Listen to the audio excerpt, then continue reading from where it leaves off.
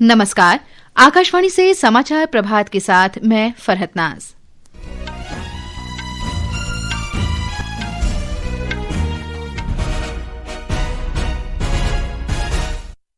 India AI impact summit 2026 में आज नेताओं का साझा घोषणा पत्र अपनाया जाएगा। प्रधानमंत्री नरेंद्र मोदी ने शिखर सम्मेलन में व्यापार जगत के नेताओं के साथ गोलमेज बैठक की अध्यक्षता की। प्रधानमंत्री ने मानव प्रगति और सतत विकास के लिए एआई का उपयोग करने की साझा प्रतिबद्धता की प्रशंसा की। निर्वाचन आयोग ने 22 राज्यों और केंद्र शासित प्रदेशों के मुख्य निर्वाचन अधिकारियों को मतदाता सूची के विशेष गहन पुनरीक्षण के प्रारंभिक कार्यों को पूरा करने का निर्देश दिया। गृहमंत्री अमित शाह आज असम के कछार जिले में जीवंत ग्राम कार्यक्रम के दूसरे चरण का शुभारंभ करेंगे। अमेरिका के राष्ट्रपति डोनाल्ड ट्रंप के बोर्ड ऑफ पीस ने गाजा राहत पैकेज के लिए $7 अरब से अधिक की राशि देने की घोषणा की। और क्रिकेट में कर्नाटक 11 वर्ष बाद रणजी ट्रॉफी के फाइनल में पहुंचा। अब समाचार विस्तार से। नई दिल्ली के भारत मंडपम में इंडिया एआई इम्पैक्ट समिट 2026 के 5वें दिन आज नेताओं द्वारा साझा घोषणा पत्र अपनाया जाएगा। इसमें वैश्विक एआई शासन और सहयोग के लिए सामूहिक प्रतिबद्धताओं की रूपरेखा शामिल होगी।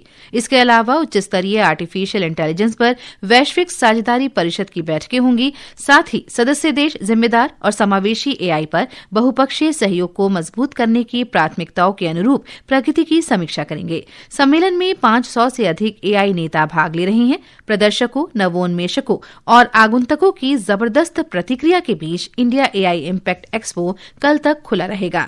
इससे पहले प्रधानमंत्री नरेंद्र मोदी ने कल इंडिया एआई इम्पैक्ट समिट के दौरान विश्व नेताओं के साथ द्विपक्षीय बैठकें की। प्रधानमंत्री ने फ्रांस के राष्ट्रपति इमैनुअल मैक्रों, अबू धाबी के युवराज शेख खालिद बिन मोहम्मद बिन जायद, नीदरलैंड के प्रधानमंत्री डिक शूफ, स्विट्जरलैंड के राष्ट्रपति गी पॉमेला और ग्रीस के प्रधानमंत्री किरियाकोस मित्सोटाकिस से मुलाकात की।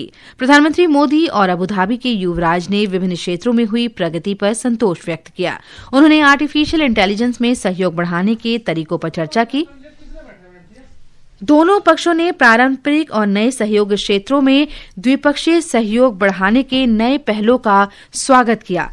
प्रधानमंत्री मोदी ने नीदरलैंड के प्रधानमंत्री डिक शूफ के साथ आर्थिक और सामाजिक परिवर्तन के लिए एआई का उपयोग करने के दृष्टिकोण पर विचार विमर्श किया। उन्होंने भारत यूरोपीय संघ मुक्त व्यापार समझौते के शीघ्र कार्यान्वयन के लिए काम करने की अपनी प्रतिबद्धता व्यक्त की।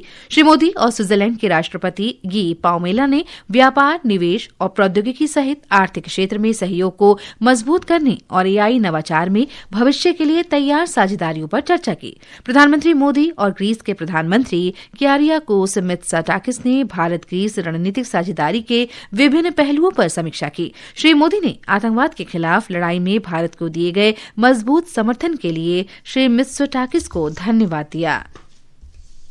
प्रधानमंत्री नरेंद्र मोदी ने कल समिट में व्यापार जगत के शीर्ष प्रतिनिधियों के साथ गोलमेज सम्मेलन की भी अध्यक्षता की। सोशल मीडिया पोस्ट में श्री मोदी ने कहा कि व्यापार जगत के मुख्य कार्यकारी अधिकारियों की बैठक के सम्मेलन में एआई, प्रौद्योगिकी और नवाचार जगत के विभिन्न हितधारक एक साथ आए। उन्होंने इस दौरान हुई चर्चाओं को ज्ञानवर्धक और दूरदर्शी बताते हुए कहा कि इसमें जिम्मेदारी के साथ एआई के विस्तार, वैश्विक सहयोग की मजबूती और विकास के अवसरों को खोलने पर विशेष जोर दिया गया है। प्रधानमंत्री ने कहा कि मानव प्रगति और सतत विकास के लिए एआई का उपयोग करने की साझा प्रतिबद्धता को देखकर खुशी हुई। ये समिट जिस भारत में हो रही है वो भारत 1/6 ऑफ ह्यूमैनिटी को रिप्रेजेंट करता है। भारत दुनिया की सबसे बड़ी युवा आबादी का देश है, सबसे बड़े टेक टैलेंट पूल का केंद्र है, सबसे बड़े टेक एनेबल्ड इकोसिस्टम का उदाहरण है। भारत नई टेक्नोलॉजी बनाता भी है और उसे अभूतपूर्व तेजी से अपनाता भी है। इस समिट का भारत में होना भारत के साथ ही पूरे ग्लोबल साउथ के लिए गर्व का विषय है। वहीं फ्रांस के राष्ट्रपति इमैनुअल मैक्रों ने कहा है कि फ्रांस और भारत राफेल विमानों पर सहयोग बढ़ाना चाहते हैं। कल नई दिल्ली में इंडिया एआई इम्पैक्ट समिट के दौरान उन्होंने बताया कि भारत ने 114 राफेल जेट विमानों का ऑर्डर देने और उनके सह उत्पादन में रुचि दिखाई है। श्री मैक्रों ने कहा कि इस नए ऑर्डर में मेक इन इंडिया मुख्य भूमिका निभाएगा। On Rafale, what we want to do is to expand. So Rafale के संबंध में हम विस्तार करना चाहते हैं। भारत ने कुछ दिन पहले राफेल मिसाइलों के एक नए जत्थे 114 की कमान संभालने और सह उत्पादन करने की अपनी इच्छा की पुष्टि की थी। इस नए जत्थे में भारत का निर्माण मुख्य होगा। इसके अलावा हम रखरखाव क्षमताओं में सहयोग को बेहतर बनाना चाहते हैं, दृष्टिकोण में विविधता लाना चाहते हैं और इसे एक प्रकार के पारस्परिक समझौते पर आधारित सहयोग बनाना चाहते हैं। mutual agreement cooperation. Social media post में राष्ट्रपति मैक्रोन ने भारत यात्रा का वीडियो साझा करते हुए कहा, धन्यवाद भारत। भारत और स्वीडन ने हरित प्रौद्योगिकी, अनुसंधान और विकास में सहयोग को मजबूत करने तथा भारत यूरोपीय संघ मुक्त व्यापार समझौता ढांचे के अंतर्गत संलग्नता को आगे बढ़ाने की प्रतिबद्धता की पुष्टि की है। कल नई दिल्ली में स्वीडन की उप प्रधानमंत्री एबा बुश के साथ बैठक में वाणिज्य और उद्योग मंत्री पीयूष गोयल ने निवेशक अनुकूल प्रत्यक्ष विदेशी निवेश एफडीआई तंत्र के बल पर भारत के प्रमुख वैश्विक निवेश गंतव्य के रूप में उभरने पर जोर दिया। इस बीच दिल्ली यातायात पुलिस ने आज एआई इम्पैक्ट समिट के मद्देनजर सुबह 8 बजे से 10 बजे और शाम 5 बजे से 9 बजे तक विशेष यातायात व्यवस्था के संबंध में परामर्श जारी किया है। इसमें यात्रियों को अपनी यात्रा की योजना पहले से बनाने, प्रभावित मार्गों से बचने और ड्यूटी पर तैनात यातायात कर्मियों के निर्देशों का पालन करने की सलाह दी गई है। गृहमंत्री अमित शाह आज असम के कछार जिले में जीवंत ग्राम कार्यक्रम के दूसरे चरण का शुभारंभ करेंगे। ये कार्यक्रम सीमावर्ती गांवों के सुधार और आजीविका के अवसर पैदा करने पर केंद्रित है। गृहमंत्री भारत बांग्लादेश सीमा पर स्थित सीमा सुरक्षा बल के नतूनपुर सीमा चौकी का भी दौरा करेंगे। श्री शाह सुरक्षा व्यवस्था, अवैध अप्रवासन और सीमा पार अपराधों पर अंकुश लगाने के लिए सीमा पर बाड़ लगाने की प्रगति की समीक्षा करेंगे। वे बैराग घाटी में भाजपा की रैली को संबोधित करते हुए पार्टी के चुनाव अभियान का शुभारंभ करेंगे। इसके बाद श्री शाह त्रिपुरा के अगरतला जाएंगे और शाम को असम लौट आएंगे। ये समाचार आकाशवाणी से प्रसारित किए जा रहे हैं। ताजा समाचार जानने के लिए आप हमारे social media handle @AIR News Hindi को फॉलो कर सकते हैं। समाचार प्रभात में आपका फिर स्वागत है। निर्वाचन आयोग ने 22 राज्यों और केंद्र शासित प्रदेशों के मुख्य निर्वाचन अधिकारियों को आगामी विशेष गहन पुनरीक्षण SIR से संबंधित तैयारियों को पूरा करने का निर्देश दिया है। एक रिपोर्ट। निर्वाचन आयोग ने 22 राज्यों और केंद्र शासित प्रदेशों के मुख्य निर्वाचन अधिकारियों को आगामी विशेष गहन पुनरीक्षण SIR से संबंधित तैयारियों को पूरा करने का निर्देश दिया है। आयोग ने इन राज्यों और केंद्र शासित प्रदेशों के मुख्य निर्वाचन अधिकारियों से प्रारंभिक कार्य पूरा करने को कहा है। ये राज्य और केंद्र शासित प्रदेश हैं आंध्र प्रदेश, अरुणाचल प्रदेश, चंडीगढ़, दादरा और नगर हवेली, दमन और दीव, हरियाणा, हिमाचल प्रदेश, जम्मू और कश्मीर, झारखंड, कर्नाटक, लद्दाख, महाराष्ट्र, मणिपुर, मेघालय, मिजोरम, नागालैंड, दिल्ली, ओडिशा, पंजाब, सिक्किम, त्रिपुरा, तेलंगाना और उत्तराखंड। आयोग ने कहा कि वर्तमान में 12 राज्यों और केंद्र शासित प्रदेशों में SIR का काम चल रहा है। शिवांग और आनंद की रिपोर्ट के साथ समाचार कक्ष से प्राची वाजपेयी। 9वीं हिंद महासागर नौसेना संगोष्ठी IUNS के नौसेना प्रमुखों का सम्मेलन आज विशाखापत्तनम में आयोजित किया जाएगा। कई देशों के नौसेना प्रमुखों के इस उच्च स्तरीय सम्मेलन में भाग लेने की उम्मीद है। यह आयोजन अंतर्राष्ट्रीय बेड़ा समीक्षा IFR और मिलान 2026 के साथ एक साथ हो रहा है। IUNS हिंद महासागर क्षेत्र की नौसेनाओं का एक स्वैच्छिक और समावेशी मंच है। भारत के नौसेना प्रमुख रॉयल थाई नौसेना से हिंद महासागर नौसेना संगोष्ठी की अध्यक्षता ग्रहण करेंगे। भारत 2026-2028 कार्यकाल के लिए इस मंच का नेतृत्व करेगा। आज विश्व सामाजिक न्याय दिवस है। ये दिन गरीबी, बहिष्कार, लैंगिक असमानता और बेरोजगारी जैसे गंभीर वैश्विक मुद्दों से निपटने के लिए समर्पित है। संयुक्त राष्ट्र ने वर्ष 2007 में इस दिन को सभी के लिए निष्पक्षता, मानवाधिकार और सामाजिक सुरक्षा के मूल्यों को बढ़ावा देने के लिए नामित किया था। सामाजिक न्याय और अधिकारिता मंत्रालय राष्ट्रीय विधि विश्वविद्यालय के सहयोग से आज एक विशेष कार्यक्रम आयोजित करेगा। सामाजिक न्याय और अधिकारिता राज्य मंत्री BL वर्मा संविधान की प्रस्तावना का पाठ करेंगे। अमेरिका में वाशिंगटन DC में बोर्ड ऑफ पीस की पहली बैठक संपन्न हुई। बैठक को संबोधित करते हुए राष्ट्रपति डोनाल्ड ट्रंप ने बोर्ड के सदस्यों की ओर से गाजा राहत पैकेज के लिए $7 अरब से अधिक की राशि देने की घोषणा की। पिछले वर्ष अक्टूबर में बेहद जटिलताओं के बाद हासिल हुई युद्ध विराम संधि के बाद से अमेरिका और हमारे सहयोगी व्यापक मानवीय सहायता पहुंचाने में मदद कर रहे हैं। नवंबर में संयुक्त राष्ट्र परिषद ने सर्वसम्मति से शांति बोर्ड को मंजूरी दी और पिछले महीने दावोस में हमने इस अत्यंत महत्वपूर्ण नए संगठन में 20 से अधिक सदस्यों का स्वागत किया।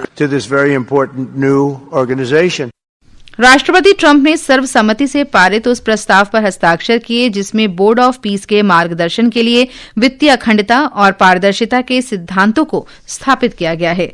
इस बीच राष्ट्रपति डोनाल्ड ट्रंप ने ईरान को चेतावनी दी है कि वे 10 से 15 दिनों के भीतर अमेरिका के साथ परमाणु समझौते पर सहमत हो जाएं। राष्ट्रपति ट्रंप ने बोर्ड ऑफ पीस की उद्घाटन बैठक के बाद पत्रकारों से बातचीत में कहा कि अमेरिका समझौता करना चाहता है, लेकिन अगर कोई समझौता नहीं हुआ तो ये ईरान के लिए दुर्भाग्यपूर्ण होगा। घरेलू क्रिकेट में कर्नाटक 11 साल बाद रणजी ट्रॉफी के फाइनल में पहुंचा है। टूर्नामेंट की दूसरी सेमीफाइनल में लखनऊ में कर्नाटक और उत्तराखंड का मुकाबला 5वें और अंतिम दिन ड्रॉ रहा। पहली पारी में दोहरा शतक बनाने वाले कर्नाटक के कप्तान देवदत्त पड्डिकल को प्लेयर ऑफ द मैच चुना गया। फाइनल में कर्नाटक का सामना जम्मू कश्मीर से होगा। ये मैच 24 फरवरी को कर्नाटक के KSCA हुबली क्रिकेट ग्राउंड में खेला जाएगा। आईसीसी T20 क्रिकेट विश्व कप ग्रुप बी के अंतिम मुकाबले में आज ऑस्ट्रेलिया और ओमान आमने सामने होंगे। श्रीलंका के पल्लेकेले में ये मैच शाम 7 बजे से खेला जाएगा। मौसम विभाग ने अगले 2 से 3 दिनों तक केरल और माहे में कुछ स्थानों पर गरज चमक के साथ बारिश की संभावना व्यक्त की है। देश के उत्तरी पश्चिमी और मध्य भागों में अगले 3 दिनों के दौरान अधिकतम तापमान में 3 से 4 डिग्री सेल्सियस की वृद्धि होगी। और अब आज के समाचार पत्रों की सुर्खियों के साथ हैं मनोज। धन्यवाद Farhat. India AI impact summit 2026 में प्रधानमंत्री नरेंद्र मोदी सहित अन्य टेक दिग्गजों के विचार आज सभी समाचार पत्रों में छाए हुए हैं। AI में भारत का जलवा, मोदी ने दिया उपयोग का मानव मंत्र। राजस्थान पत्रिका की सुर्खी है, देश बंधु ने प्रधानमंत्री मोदी के शब्द प्रकाशित किए हैं। AI में भविष्य देख रहा भारत। अमर उजाला ने फ्रांस के राष्ट्रपति इम्मानुएल मैक्रों के विचार भी साझा किए हैं। तकनीक को सर्वसुलभ बनाने में भारत कर रहा असली क्रांति। सभी उद्यमियों ने कहा AI का लोकतंत्रीकरण जरूरी। जनसत्ता ने विभिन्न राज्य सरकारों द्वारा मुफ्त सुविधाएं देने पर सर्वोच्च न्यायालय की टिप्पणी प्रकाशित की है। पत्र लिखता है, रेवड़ी संस्कृति देश हित में नहीं, राज्यों को रोजगार के अवसर देने चाहिए। दैनिक जागरण के शब्द हैं, सुप्रीम सवाल, मुफ्त की सुविधाएं मिलेंगी तो लोग काम क्यों करेंगे। न्यायालय ने कहा, चुनावों से पहले मुफ्त उपहारों की संस्कृति विकास में बाधा। दिल्ली, उत्तराखंड समेत 22 राज्यों में अप्रैल से SIR की तैयारी। उत्तर प्रदेश समेत 12 राज्यों में फिलहाल चल रही है प्रक्रिया। हिंदुस्तान की सुर्खी है। नवभारत टाइम्स ने देश की शिल्प परंपराओं का कारीगर बाजार जवाहरलाल नेहरू स्टेडियम में आज से शुरू होने का समाचार दिया है। पत्र लिखता है, 200 से ज्यादा कलाकार पहुंचे। सुबह 11 बजे से रात 8 बजे तक होगा आयोजन। लोक सत्य ने अपने संपादकीय पन्ने पर आज सामाजिक न्याय विश्व दिवस पर लेख प्रकाशित किया है। विषय है, न्याय बने विकास की कसौटी। पत्र लिखता है, सामाजिक न्याय की अवधारणा अवसरों, संसाधनों और अधिकारों के निष्पक्ष वितरण से जुड़ी है। धन्यवाद मनोज। और अंत में मुख्य समाचार एक बार फिर। इंडिया AI इम्पैक्ट समिट 2026 में आज नेताओं का साझा घोषणा पत्र अपनाया जाएगा। प्रधानमंत्री नरेंद्र मोदी ने शिखर सम्मेलन में व्यापार जगत के नेताओं के साथ गोलमेज बैठक की अध्यक्षता की। निर्वाचन आयोग ने 22 राज्यों और केंद्र शासित प्रदेशों के मुख्य निर्वाचन अधिकारियों को मतदाता सूची के विशेष गहन पुनरीक्षण के प्रारंभिक कार्य को पूरा करने का निर्देश दिया। गृहमंत्री अमित शाह आज असम के कछार जिले में जीवंत ग्राम कार्यक्रम के दूसरे चरण का शुभारंभ करेंगे। और क्रिकेट में कर्नाटक 11 वर्ष बाद रणजी ट्रॉफी के फाइनल में पहुंचा। इसके साथ ही समाचार प्रभात का ये अंक समाप्त हुआ। नमस्कार।